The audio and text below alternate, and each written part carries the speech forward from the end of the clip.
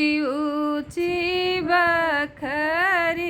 छवाया मोरे बाबा निहुली के राख्या मोहार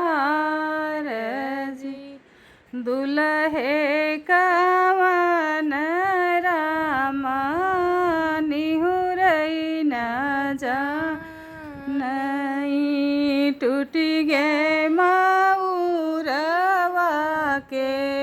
झोप जी भीतरा से निसरिहा बेटी हो कवन देई उठिया पिछोरा जहराई जी जितना मोरे पापा दर्जना दिहले उतना टूटी गे माउरवा के झोप दुआरे से उठे हाँ भैया हो कवन रामा इतनी बचन सुने भैया हो कवन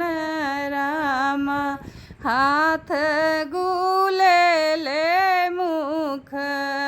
पान जी सोने के कलश बहिनी मड़े धरऊ मऊरा गुछऊ बयानी भात जी सोने के कलश बहिनी मड़े धर उबई मऊरा गुछऊ बयानी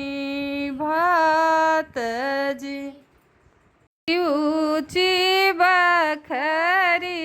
छवाया मोरे बाबा निहुली के राख्या मोहार जी दुल्हे कवन रामा निहुरई न जानई टूटी है माउरवा के झोप जी दुल्हे कवन रामा निहुरई न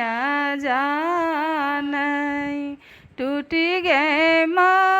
माउरवा के झोप